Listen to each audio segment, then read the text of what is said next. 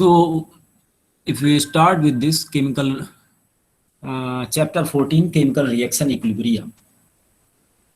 So now see, this thermodynamics is a study of equilibrium.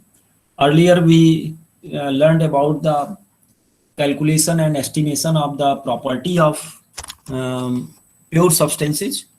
Then we learned about the calculation and estimation of the property of the substance when it is present in a gaseous mixture or in a liquid solution. And we also learned about the phase equilibrium little bit when the substance is pure, and we learned about the phase equilibrium of a system which is composed of multiple components. So and we learned that for a phase equilibrium, our Gibbs energies for a pure component, Gibbs energies in all phases should be equal, or for multi-component kind of situation, the partial molar Gibbs energies of any component in all phases should be equal. That was the criteria of phase equilibrium. Now thermodynamics deals with equilibrium. It is a mechanical equilibrium, it is a phase equilibrium, means thermodynamic equilibrium. When we say so, then it is a mechanical equilibrium as well as a chemical equilibrium. And we understand this chemical equilibrium is composed of again two kinds of equilibrium. One is your chemical reaction equilibrium, another is phase equilibrium. So phase equilibrium we have completed. Now we are talking about chemical reaction equilibrium. So when we are interested in exploiting the reactions on industrial scale, we need to know about the rate of the reaction and the equilibrium convergence. So these 2 points you have to note that in so whatever we want to do as a chemical engineer, our business is to exploit a certain chemical reaction on industrial scale. Means when some component is getting formed, a product is being formed, so that product should be formed in an economic level. Means the efficiency should be high, conversion should be high, rate of production should be good, so that we can produce a certain product at a lower cost, so that its prices are less and its sale is high. So our industrial vision for making any product is to make at a affordable price. Though the very specialty chemicals which are used in the lab, they may be very costly, very involve very much high technology and very rare technologies, and their cost may be very high, their prices may be very high. But on the industrial scale, every product should be at the affordable price. We cannot sell it in bulk if it is not like that. So there are two things that we have to keep in mind as chemical engineers. One is the product formation rate, that is rate of reaction should be sufficient so that we can manufacture a product in a limited time. And second thing, we want to save on material also, and we want to convert more and more raw material into the products. So our conversions should be very high, so that our cost of making a product is reasonable. So how do you achieve that? How do you increase rate of reaction, and how do you have a appropriate chemical conversion? So can anyone say on this point how to increase a rate of reaction?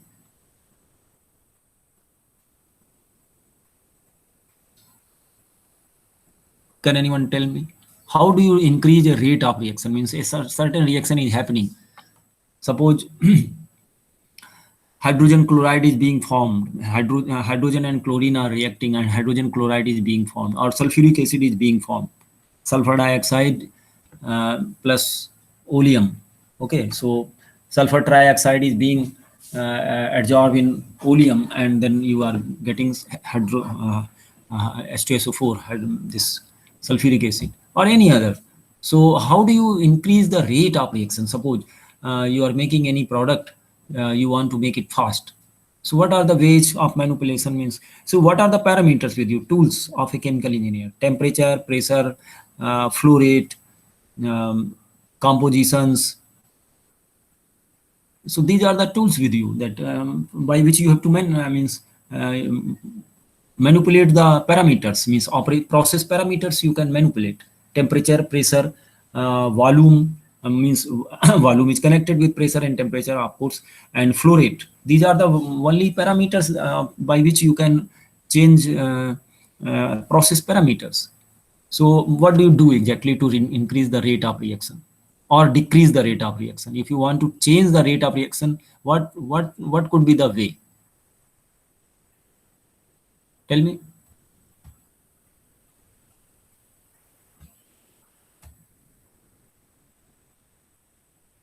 Vinay Maurya, can you suggest some idea?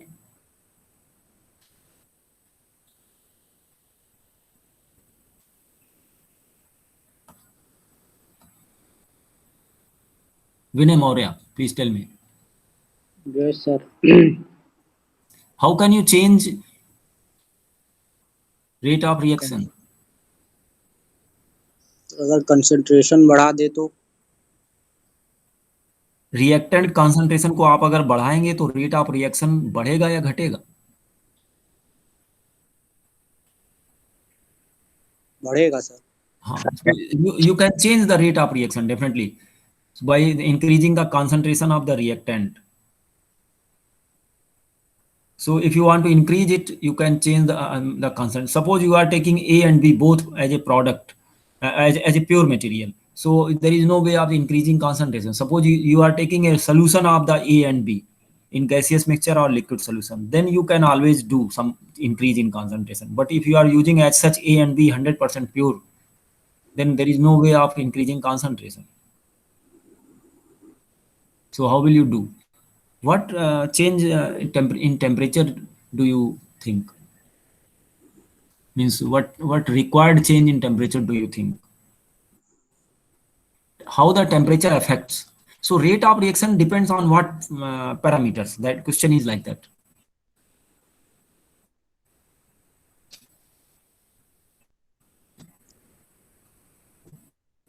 Golu Patel, you tell me, rate of reaction is a function of what?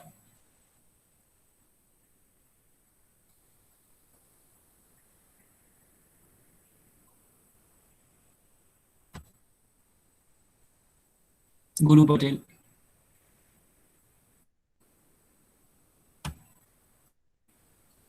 Golu Patel, please tell me.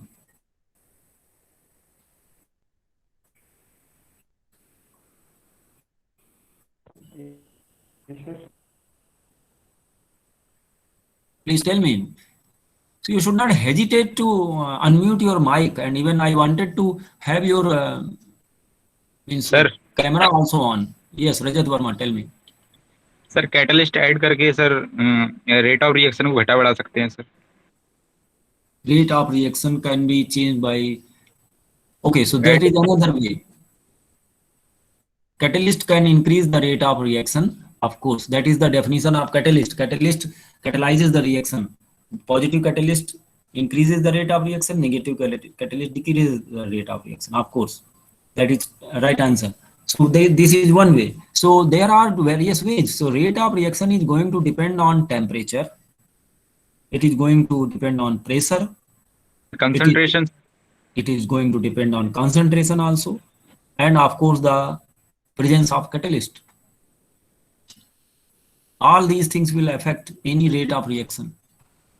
So you can have any tool.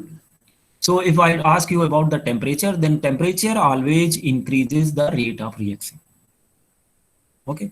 So you have to look for the rate of reaction when you are using a chemical reaction for commercial purpose, as well as you have to look for the higher equilibrium convergence. Means after a certain time when equilibrium is achieved and there is no more possibility of converting reactant into product, that is the stage of equilibrium. Chemical reaction equilibrium, you all understand what do you mean by chemical reaction equilibrium. Chemical reaction equilibrium is a stage where you have equilibrium compositions of reactant and products together. See, when a reaction is carried out taking product A and B, suppose you are making a C, so at equilibrium you will have all these product and reactants together. And now you want to further separate this product from the reactant. So we are talking about up to the reaction. We are not talking about separation. So in any chemical process, you know, there is a mixing of reactant, there is a reaction, and there is a separation of the product. That is the way we carry out a chemical process. And during that chemical process, we heat or cool the substances. So heat transfer is involved. And during the reaction, we need to understand the chemical kinetics. That's why chemical reaction engineering is involved. And because we want to prepare the raw material, and if there are some solid products, so we need mechanical operations, whether it is reactant or product. If they are solid, so we need mechanical operations. So that's why there is a course of mechanical operation. Finally, when we are having in a mixture of reactant and product, we are having all these components. So you want to separate the product from the reactant, so you need to know separation technologies. So that's why there is a mass transfer course in your chemical engineering subject. Now when you have these reactants reacted to give product, but you always know that there is not always 100% conversion of the reactant into products, then these unreacted substances must be recycled to the reactor or a certain suitable in a beginning point, so that they can be again processed for giving you product. So there is a saving of the raw material, because the raw material is a precious material, precious resource.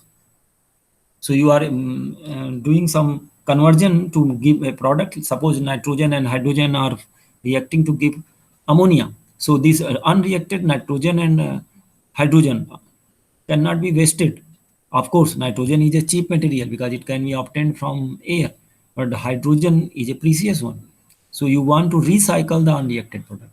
So you need means recycling will increase the equilibrium convergence. Definitely, the overall convergence will be higher. So you need to have a control over the rate of reaction as well as its chemical conversion efficiency, means equilibrium convergence.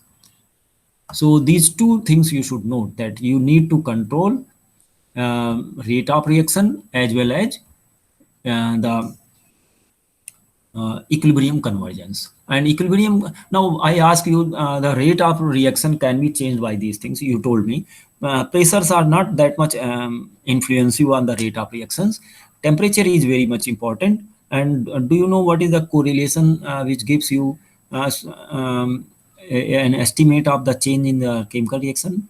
How a chemical reaction depends on temperature? So can you tell me some law or principle?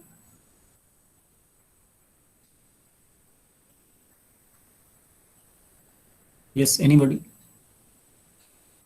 How a chemical reaction depends on temperature? A very popular law is given. Arrhenius law, if you know. Arrhenius law, rate constant. So if some reaction is happening, there is a rate constant. Suppose A is given to B. So you write the rate of reaction as Ra equal to minus KCa. Okay, so concentration. So KCa to the power n. Suppose this is nth order reaction. So this K is called rate constant, proportionality constant. So rate will depend on the concentration of the reactant, of course.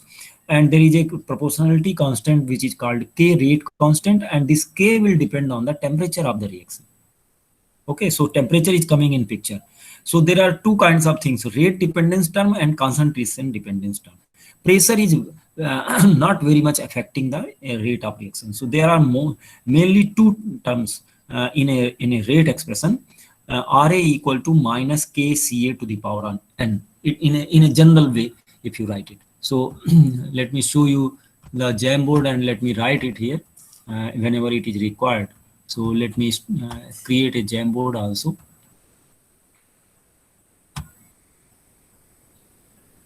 So I will have one single Jamboard for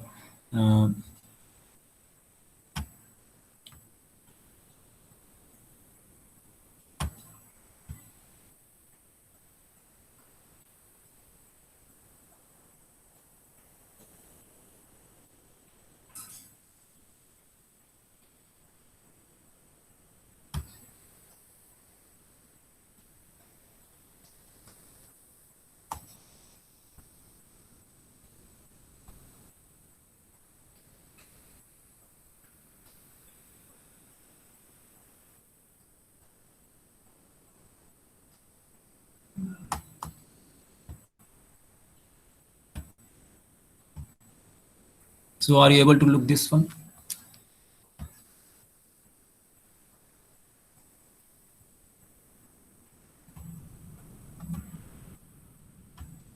Jamboard is visible to all of you.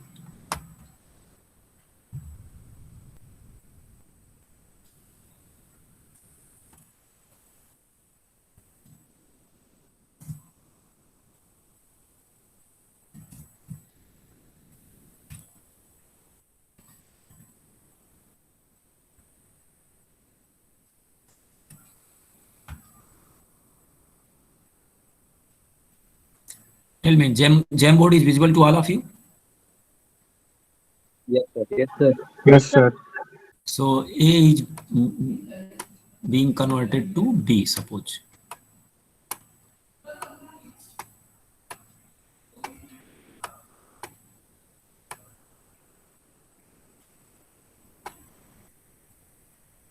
And let us write it as a reversible reaction. So when it is proceeding in forward direction, so their rate constant will be called Kf, suppose. This is K forward. Okay, so this is K forward. And when B is getting converted to A through this backward reaction, so our rate constant is KB, K backward reaction. So I want to write a rate of reaction. So how do you write? RA is defined as rate of reaction is defined as rate A. So this is dCA over dt. Okay, or rate of formation of B. That way also it can be defined. And it is dependent on, it is proportional to the, so you law of mass action, you know. So it will depend on the concentration. So it may depend on the first power concentration, second power, third, or something like that. Means it will depend on some nth power of the concentration. So it is dependent on that. So you write concentration. So C A to the power n, it is dependent on that proportionality.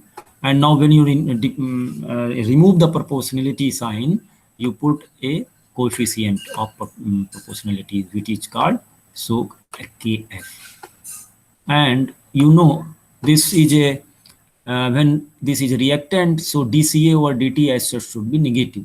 Okay, so this is written as Ra equal to minus dCA over dt, or to make dCA over dt, simply you write minus Ra equal to dCA. So it should be minus. So rate of reaction is in fact this its sign is negative, so it is minus Ra. Okay, so this is minus Ra, and this is will be written as d minus kCA over, so that everything is positive. Okay, so okay, 1 minute. Need not to write put here minus sign. So it is simply Ra equal to minus dCA over dt equal to K of Ca to the power n. Now when you write from the backward side, so this you can write this also equal to dCB over dt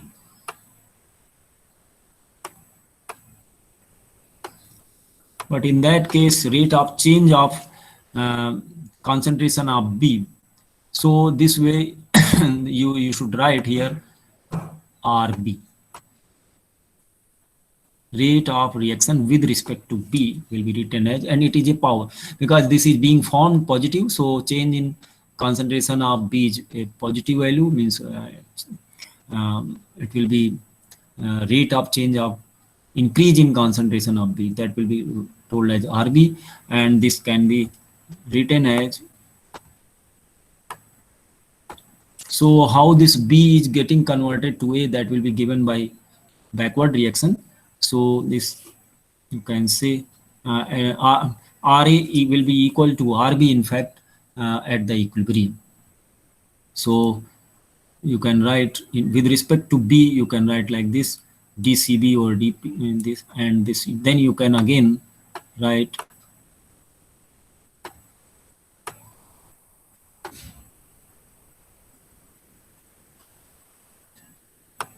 so this is rate of disappearance of A, and here it is rate of appearance of B. So again it is Kf. Okay, so Kf C B to the power n, something like that. You can write.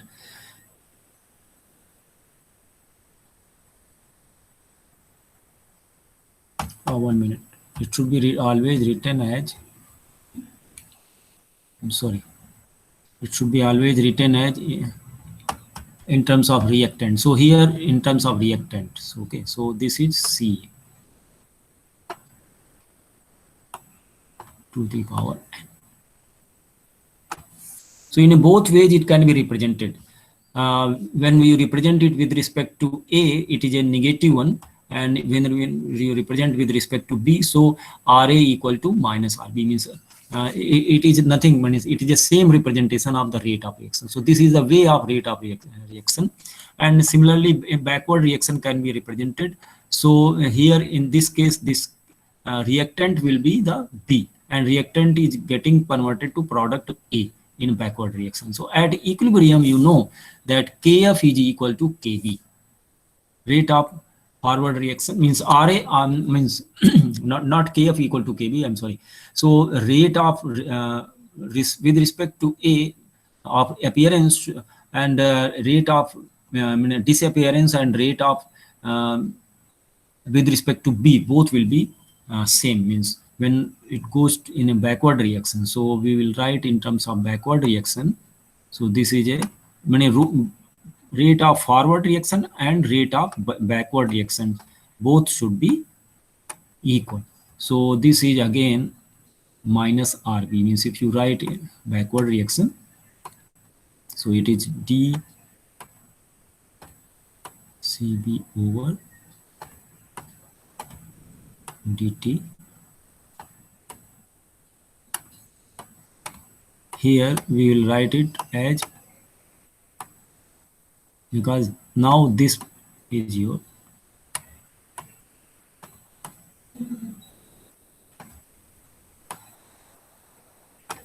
okay. So this is the way. So this is representing forward reaction. So both are representing forward. So you can just make it like this. You can remove this one. So I write it here forward reaction. So here also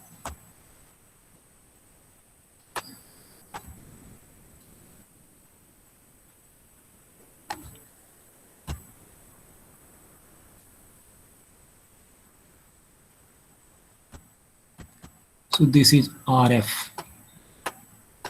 This is also RF.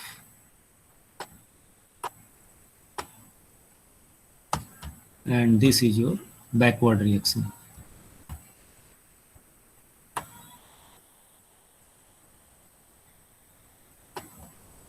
So you can write it with a suitable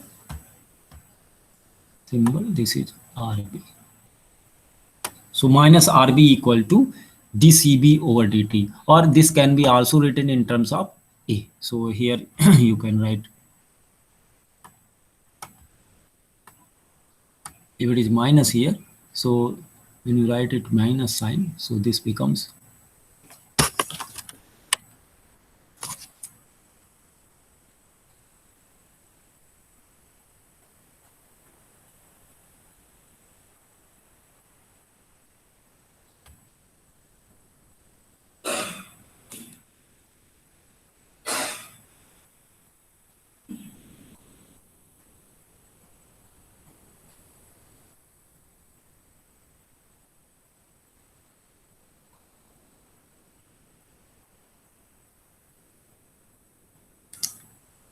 so you want to write in. So whenever you write any reaction, you take the reactant, so reactant to the power n.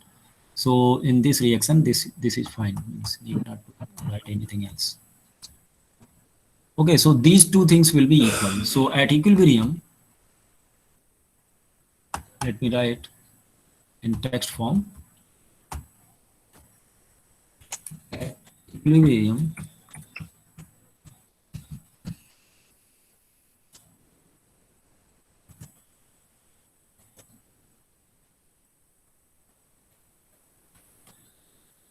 RF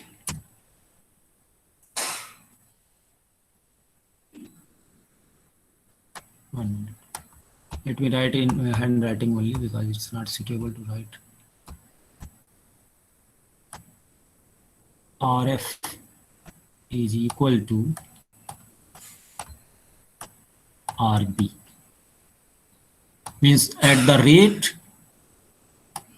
see in the forward reaction, the B is being produced. So in the forward reaction, at the rate, there will be some rate of formation of B. And because the backward reaction is also proceeding, so there will be some disappearance of the B. So at the equilibrium, at the rate at which B is being formed is equal to the rate at which B is being disappeared.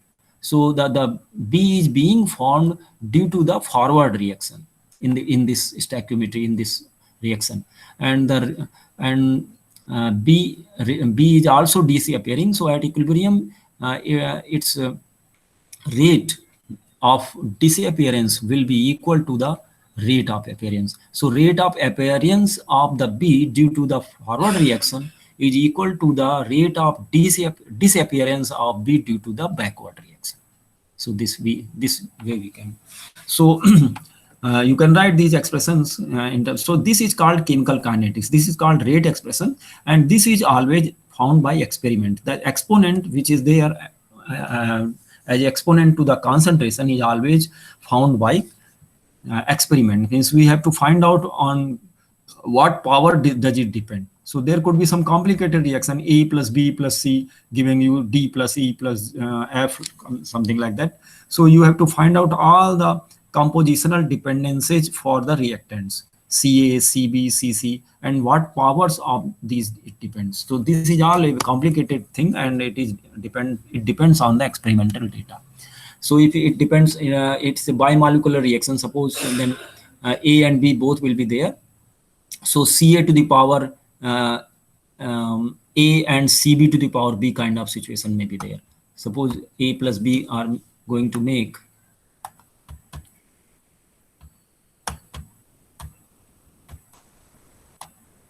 suppose there are two reactants, and then the reaction will depend on the concentration of both A and B. Okay, so this way.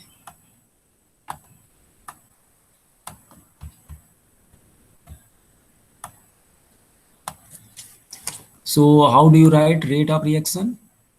Rate of forward, suppose this is forward rate constant. This is called rate constant, proportionality constant, and here it is Kb, backward. So in forward direction, when you write rate of reaction with respect to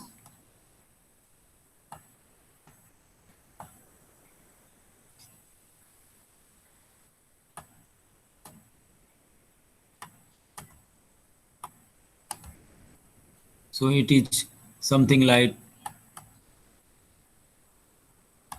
it is written as minus Ra because it is a reactant. So it will be a positive value. Numerically, it will be a positive value because this rate will be changing and it will be disappearing. So it is going negative. So if you put negative, so this rate will give you a positive numerical value.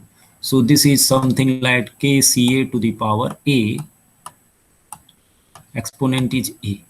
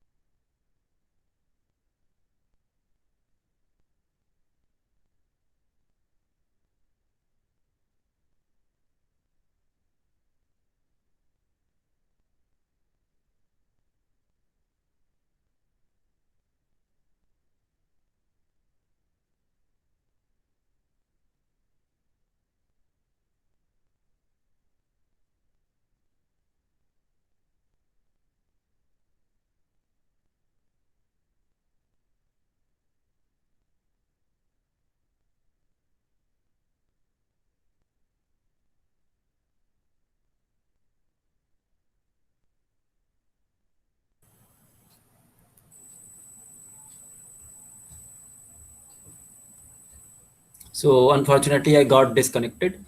So now I see only 14% present here. People, the number of persons are reducing. So I was just representing this one.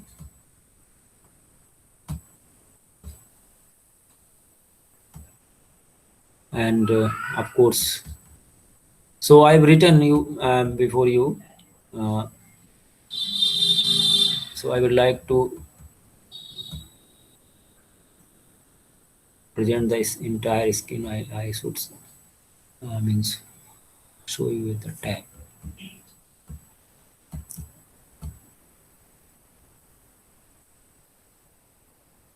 So are you able to see this? So I have written a chemical reaction A plus B giving you the product C. Kf is a forward rate of reaction and Kb is the backward rate of reaction. So the rate of reaction with respect to A will be represented at Kca to the power A, Cb to the power B.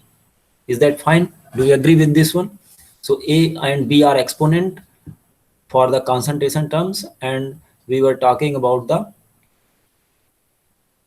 molecularity and order of reaction. So when there are two molecules participating or three molecules, and number of molecules which are really important for making products are called means that gives the molecularity of the reactions. So usually the molecularity is 1 or 2, 3 is a very less molecularity, means so most of the time the two molecules will combine to give you the product, and the order of reaction is given by the sum of the exponent raised to the concentration terms. So here, if I ask you what is your order of reaction, can anyone tell what is the order of reaction?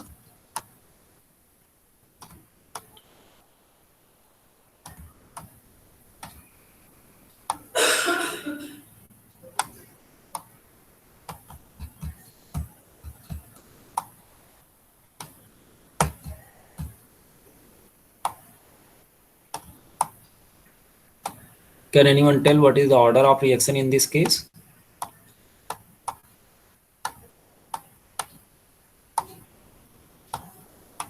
Shivanshmi, can you tell me?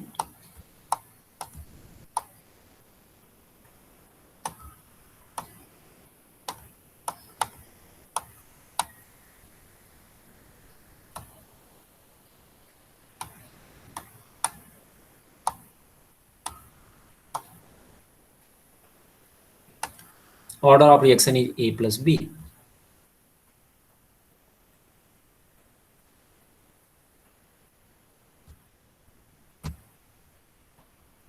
Agreed or not?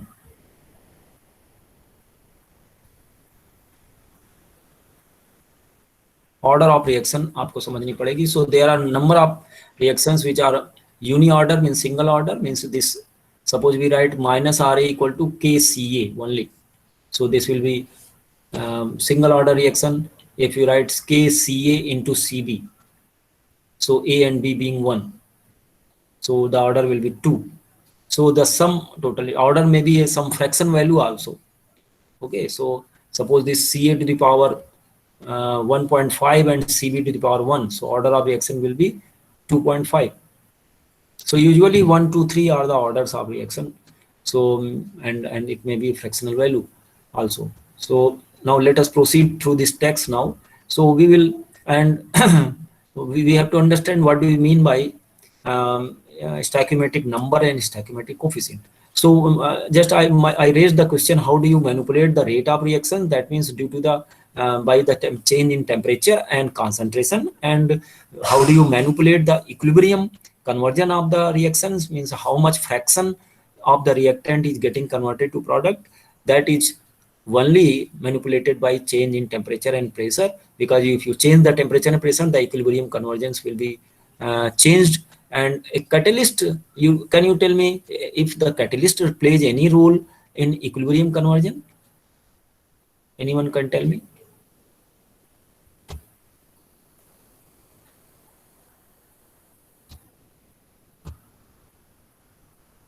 Can you see this Jamboard? Are you able to see this Jamboard? Yes, sir. Yes, sir. So tell me, two things I have taken. one thing I have taken rate of reaction, and another thing I am talking about equilibrium conversion. So rate of reaction, we have talked that it is dependent on temperature and concentration of the reactant. Of course, when there is a reaction mixture, then also the rate will depend on the concentration of the product present in that, because it will affect the concentration of reactant.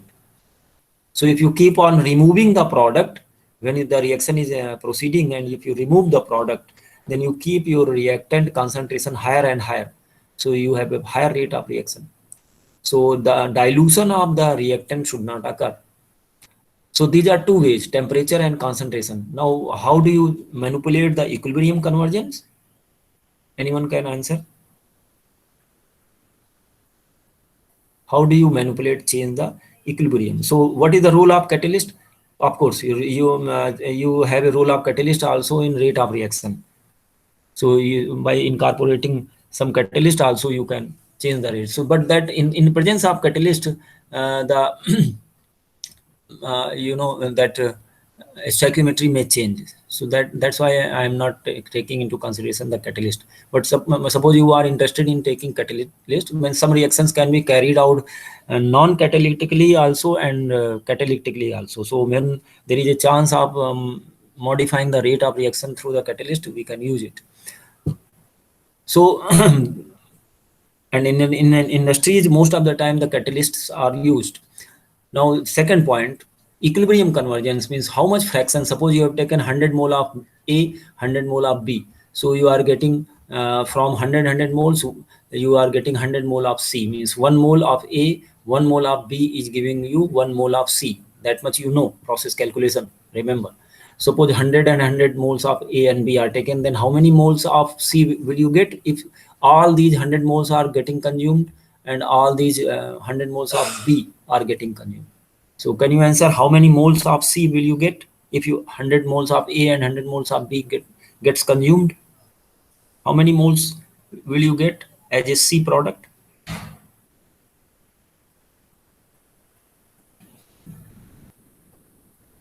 200 moles, 100 moles, or 50 moles? So look at this reaction. A plus B giving you C. So 1 mole of A when combines with 1 mole of B, it gives you how many moles of C?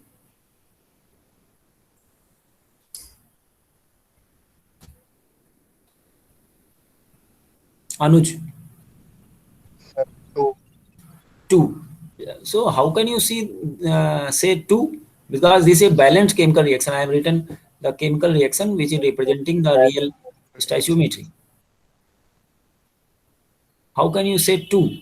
It is A plus B gives you C. So 1 mole of A, 1 mole of B giving you only 1 mole of C. Don't think about the balance of moles. Why are you thinking that 1 and 1 should be 2 always? In chemistry, this is not followed. Mole are not balanced. Understand, moles are not balanced in chemical reaction. Atoms are balanced. Molecules are not balanced. Only atoms are balanced. Mass is balanced. Mass, whatever mass of reactant you take, it will be conserved. Whatever product gets formed from the reactant and remaining reactants, they all will sum up with the initial amount. Sweetie, do you agree with this? So moles are not conserved. Sweetie Patel, Yes, sir. do you agree with this? Many times I have told that in a chemical reactions, mass is conserved, moles are not conserved. So here you can see one example. A plus B gives you C. 1 mole of A, 1 mole of B gives you only 1 mole of C. N2 plus thrice S2 gives you twice NS3.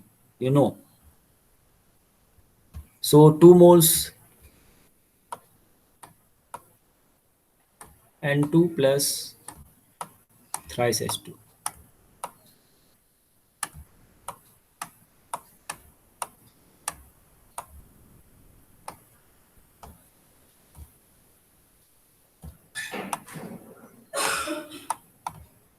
gives you twice NH3. So can anyone tell me, if I take 100 moles of nitrogen, then how many moles of hydrogen is required for to convert these 100 moles of nitrogen into product? How many moles of hydrogen is required to react with 100 moles of nitrogen? So 300 more. 300. Yes. Yes, sir. Then how many moles of ammonia is obtained? 200. 200. 200. So you took 100 moles of nitrogen and you took 300 moles of hydrogen. So this becomes total 400 moles. And you are getting only 200 moles here. So is that violation of the law of mass conservation?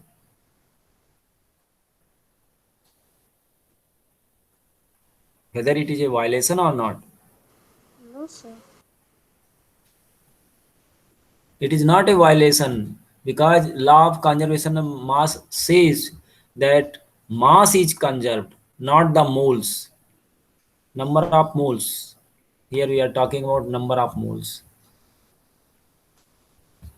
Moles is the amount of substance which contains the particles, molecules, ions, electrons, or anything, entity, any entity you take, equal to the Avogadro number.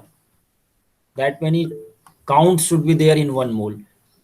But it does not say that it should be 1 gram or 2 gram or 3 gram. Whatever number of molecules or particles or entities it contains, means that should be the Avogadro number. But so whatever amount is there for 1 Avogadro number, whether it is 1 gram or 10 gram or 50 gram, that is fine. So that will be called 1 mole. So 1 mole may be 1 gram also, 1 mole may be 10 gram also, 1 mole may be 50 gram also. Suppose 1 mole of oxygen is how many gram? 1 mole of oxygen, molecular oxygen, is how many grams?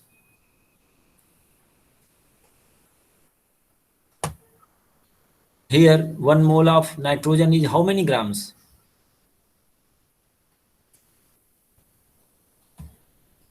One mole of this nitrogen is how many grams? Tell me. 28. 28 gram. 3 mole of hydrogen is how many grams?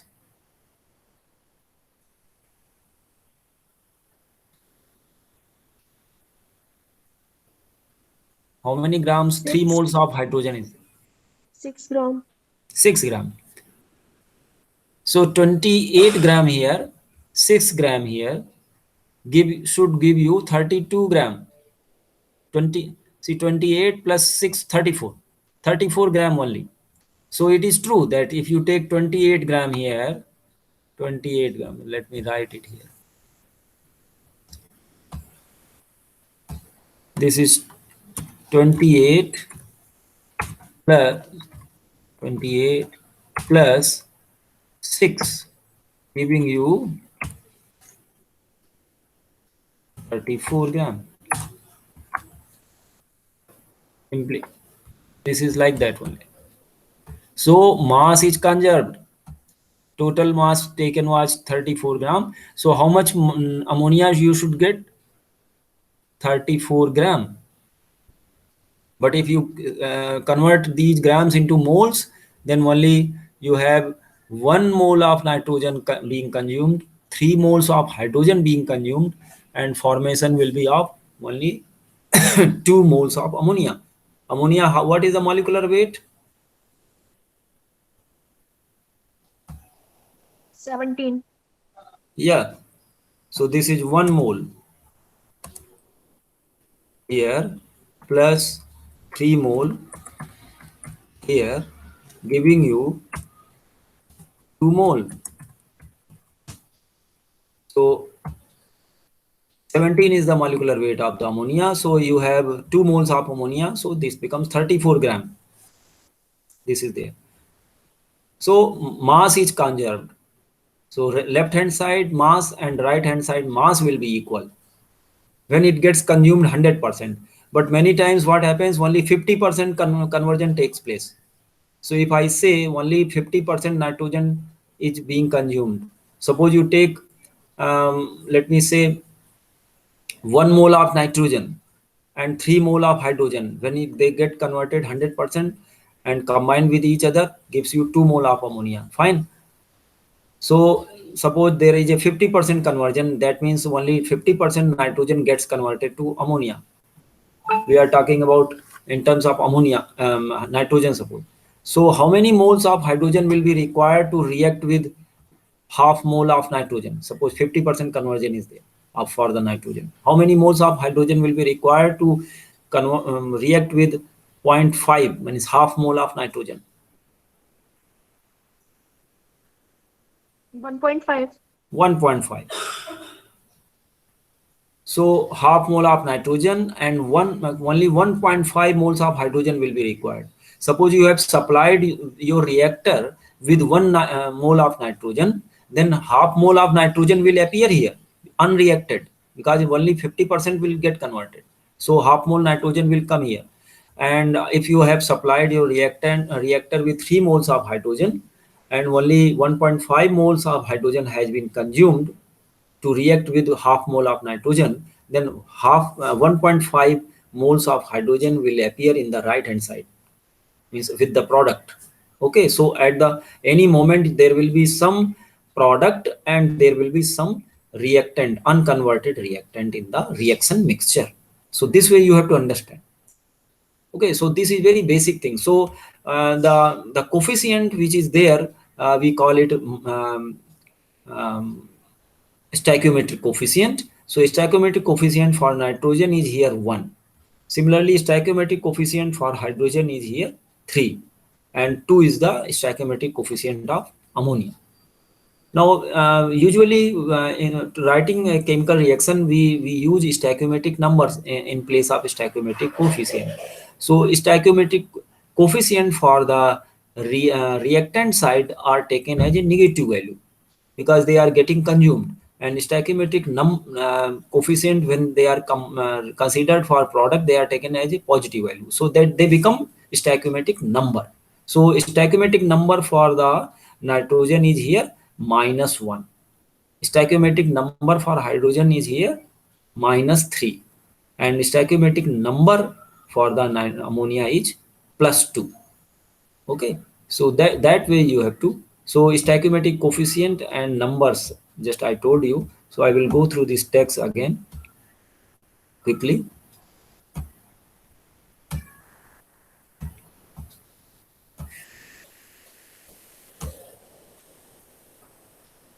So this you can read what I discussed, it is there. Okay, so stoichiometric coordinates. So the reaction which is written like this, suppose A1 plus A2 are giving you A3 and A4 and so on.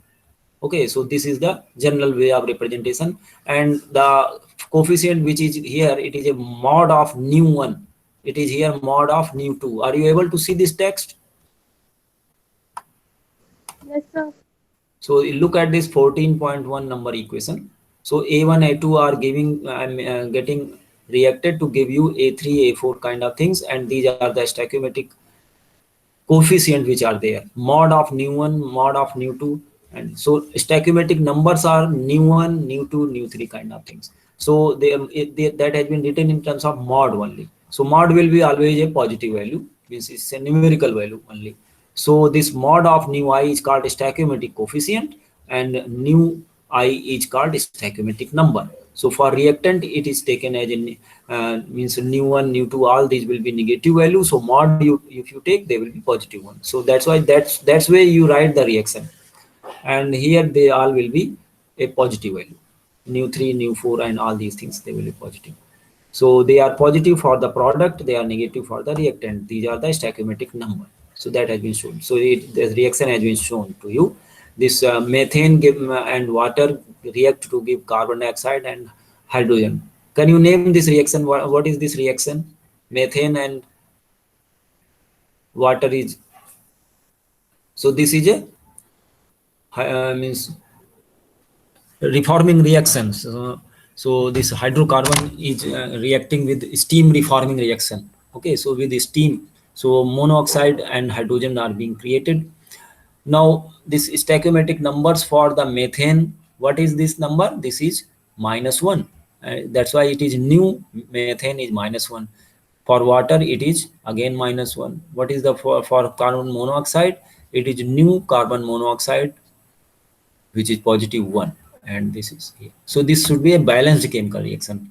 Any chemical reaction is balanced when the atomic number of atoms match for a particular species.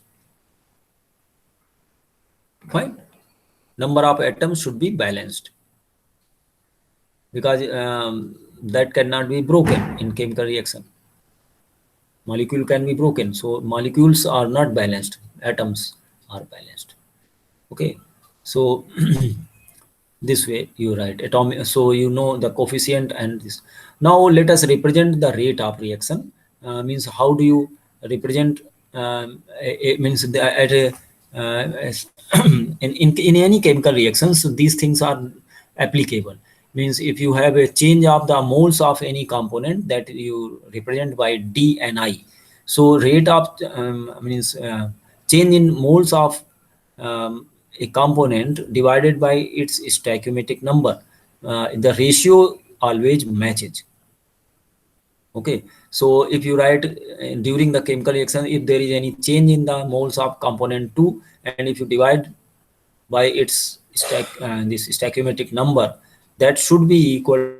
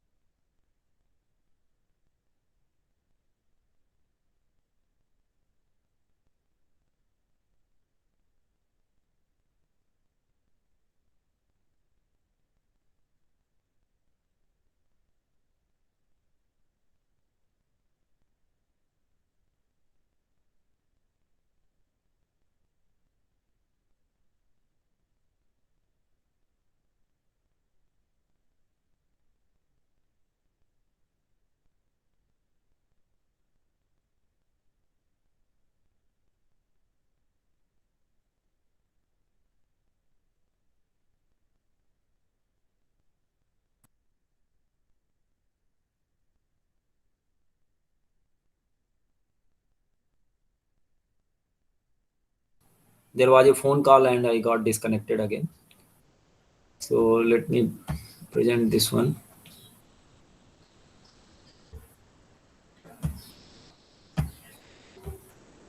So are you able to see this text now?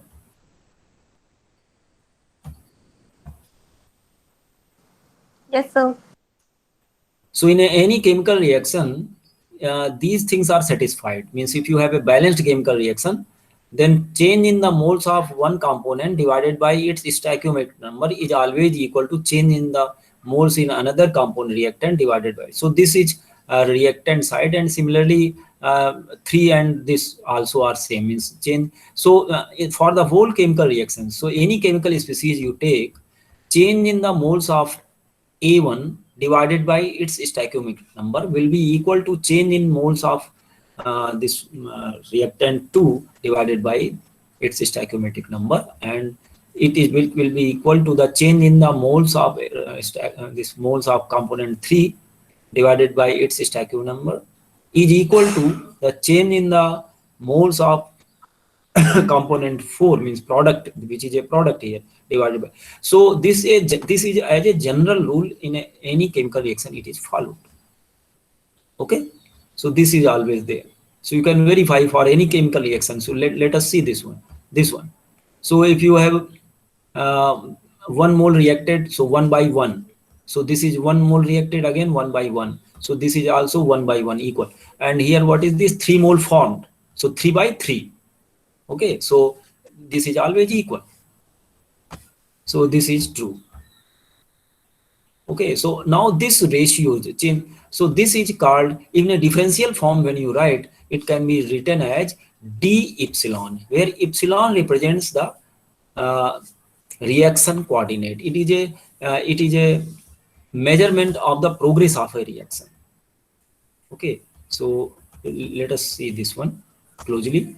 So this reaction coordinate, or it has given many other names also. So this reaction coordinate or progress of reaction or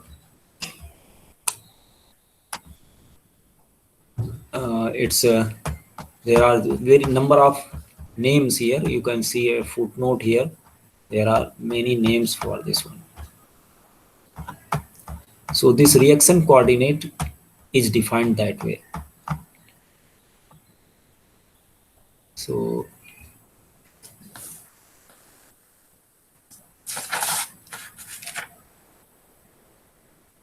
it has a name, degree of advancement also, and a degree of reaction also, or extent of reaction, or it is a progress variable. So reaction coordinate has got another 4 names. One is degree of advancement, another is degree of reaction, extent of reaction, and progress variable. So this you can check in the footnote if it is given in your text. I think it is given. So look at this somewhere, you can find out. Okay, so maybe available. So you just look for that alternative names. Okay, so this is, even it is written as d ni over nu I is equal to d epsilon. Okay, so this is the definition of reaction coordinate. So it is written here. So this is here. So reaction coordinate defined. Now it is in definition in the differential form. So you need its integral form definitely.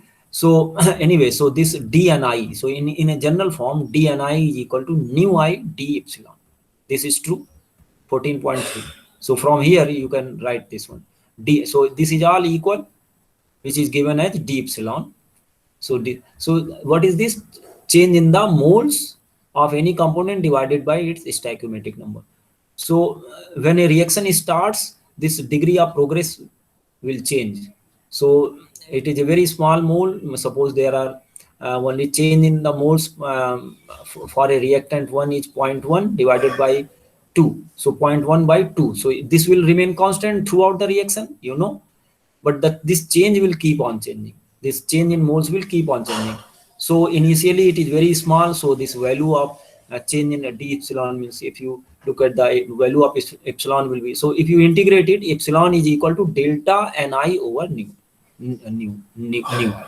Okay, so if you integrate, it is epsilon equal to delta ni over nu I. So delta ni what? The second state number of moles minus first assay. So in final minus initial number of moles. That is the change in mole. So in the beginning, the change will be very small, and then it will keep on increasing. So this will keep on increasing, and so progress of reaction will proceed far higher and higher. So this is called reaction coordinate. Now, if you integrate this expression, you can write from initial number of moles. You can look at this expression.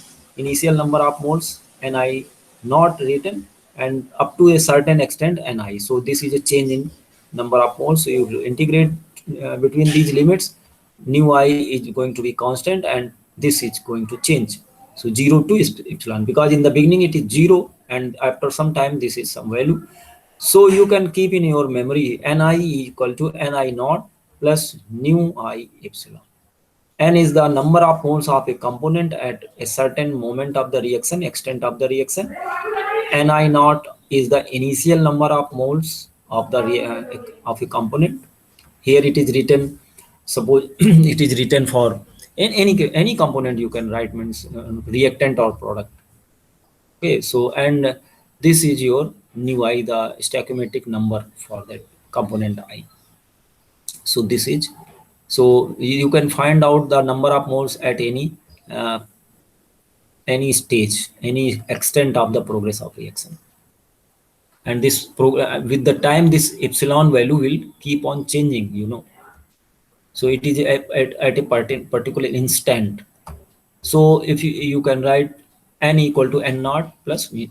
So if you look for the total number of moles for the whole reaction, this is only for one component I, but for total number of moles considering all reactants, so N is equal to sigma Ni, and this can be written as sigma Ni naught plus epsilon sigma nu I.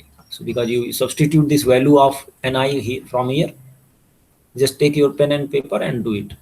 So you can get, so for a total reaction, the number of moles, total number of moles is equal to total number of initial moles plus nu into epsilon. Now this for this epsilon for the reaction, so it's same, means for if you write it for a component or if write for the whole reaction, its value is same. So that's why there is no subscript here. This represents the reaction, not a component. So for any reaction, it is a progress of reaction. Okay, so this way you can write N equal to N naught plus nu. So this, what is this nu now? This is not here nu I. Nu is the sum total of the stoichiometric numbers. So you can look at this. Nu equal to sum total, sigma nu I. And N naught is sigma nu Ni naught, is sum total of initial number of moles when you started the reaction. And N is the sum total of number of moles present at any moment at a certain extent of reaction. This should be clear to you, I think. So Ni equal to Ni naught plus nu I epsilon. So this was there. And for the total reaction, this is there. So these are the way we can find out the number of moles or extent of reaction. By chain means we can measure the number of moles and we can find out the extent of reaction, or we can predict the change in the moles of the substance by if we assign a certain value of progress of reaction.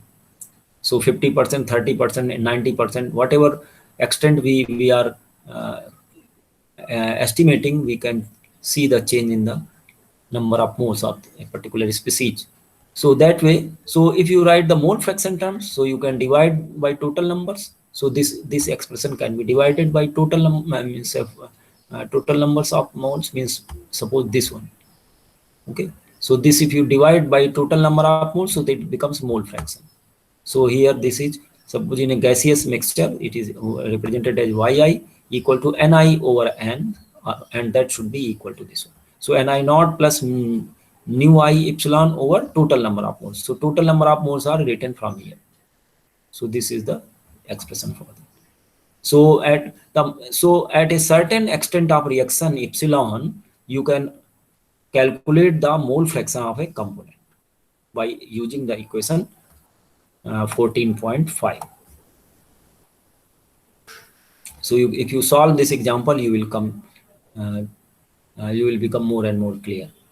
It's very simple example. CH4 plus H2 gives you CO plus 3, so earlier one. Okay, so just carry out this one. It's nothing very difficult in it. Okay, so these are the definitions. So there could be multiple reactions. There means A plus B gives you C, and another component, suppose E plus F gives you another component M, and so on. There could be, in any system, there could be multiple reactions going on simultaneously. Suppose ammonia is being formed, similarly carbon dioxide is also being formed in parallel to the other reactions. So when there are multiple reactions going on parallel way, so that also can be represented in the same way. So change in number of moles due to all reactions happening inside the system for a component. So this can be written like this: sigma J. So this represents, say, I represents the number of components, J represents the type of reaction. Okay, so this is a see, nu Ij designates the stoichiometric number of species I in reaction J. So if you write nu Ij, means we are talking about species I, and whatever stoichiometric number we are talking about, it is due to the jth reaction. So in different reactions, there will be different values of stoichiometric number. So for jth reaction, it is written. So if you sum total for all reactions, so the same expression you can be applied. Okay, this is for multiple reactions going on together. So and the change this number of moles of component can be again represented by this sigma sign. You just put the sigma here for means you sum total for the due to the all reactions. So this can be repeated. So you should write in your notebook all these expressions for multi, and in multi reaction system the mole fraction will be given like this. Okay, so this, what is this nu J? Nu J is, in fact, it is it is for the jth reactions. So this you multiply means the sum up for all the reactions here. Okay, this is with respect to component, but this is with respect to a particular reaction. So this stoichiometric number will change depending on the component and the reaction. Okay. So it is given nu J equal to sigma nu I J, means for, so this is nu J means for all components you are summing up this. For all components you are summing up this stoichiometric number. Okay, so you think about this. You take an example of multiple reactions here. This is a multiple reaction. So 14.3, if you solve, you will get this. So I are represented like this, and J is reaction number 1 and reaction number 2. So this is for reaction number 1. Okay, these are the values for nu. This is nu for methane. This is nu for water, and this for second reaction J. So this is -1, -2, with a different. So you can look at these reactions, 1 and 2 reactions. Okay, so here this is -1, -1, this is +1, this is +3. Here this is -1, this is -2, this is +1, this is 4. So these new values are changing for, see, the water is involved in both the reactions. So here in one reaction it is having a stoichiometric number -1, and another it is having -2. So that's why it is written like this. So nu Ij. Okay, so the stoichiometric number of component I in jth reaction means stoichiometric number of water in first reaction, or we are talking about the stoichiometric number of water about in second reaction. So if you sum total all these, so sigma, if you make sigma of, so then it becomes this one. For a component I, you just make up for component I, you just sum total all these. For all components you have made this. So this is sum total of all stoichiometric numbers for J. So it is for jth reactions, like we defined it nu equal to sigma nu I in single reaction. Similarly, nu J for a reaction is sigma, means stoichiometric number for all components for a jth reaction. So this will remain constant, J will remain constant. So you these components will keep on changing. So ये sum total, तो यहाँ पर आप देख सकते हैं, यहाँ पर हम लोग पहले के लिए अगर nu1 ढूंढे तो हम we are having this sum total for all.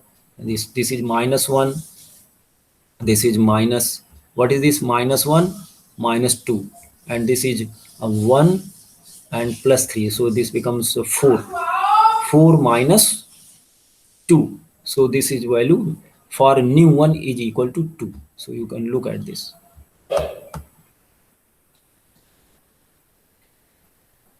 So this is 2. Okay, nu J is given 2. Similarly, for second reaction, if you sum it up, see this, if you sum all the stoichiometric number, so this is -1, this is -2, this is becomes -3, and here it is 1 plus 4, so this becomes 5. So 5 minus 1 minus 2, so it becomes 2 again. Okay, so this way, so you just solve these things. Now we will see how this chemical reaction equilibria can be related to the Gibbs energy. So in the next class, we will understand that how the Gibbs energy change takes place when a reaction proceeds towards equilibrium. So I will stop here.